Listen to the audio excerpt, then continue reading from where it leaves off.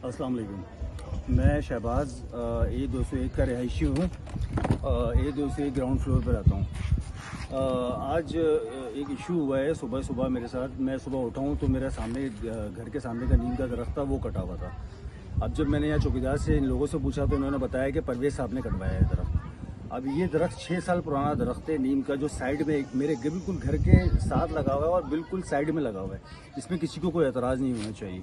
वो 6 साल का दरख्त इन्होंने कटवा दिया बिना किसी को इन्फॉर्म किए, बिना मुझे इन्फॉर्म किए, बिना किसी आस पड़ोस को इन्फॉर्म किए इन्होंने दरख्त कटवा दिया। इनको मैंने फ़ोन करा। इससे पहले भी एक दरख्त कटा है जो मेरे घर के कोने पे लगा हुआ है, वो भी बिल्कुल मेरी घर की बाउंड्री के साथ लगा हुआ है।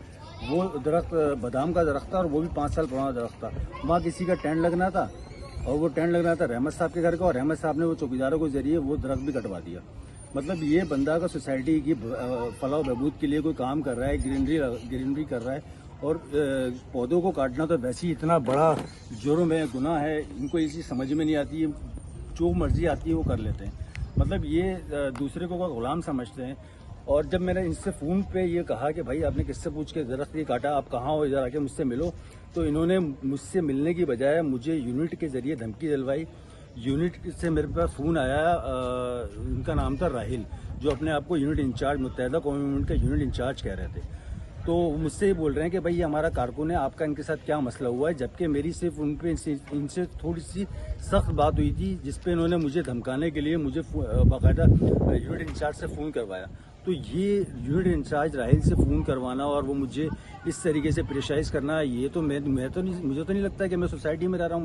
मुझे तो लगता है कि मैं किसी गली कुची या किसी कच्ची आबादी में रह रहा हूँ।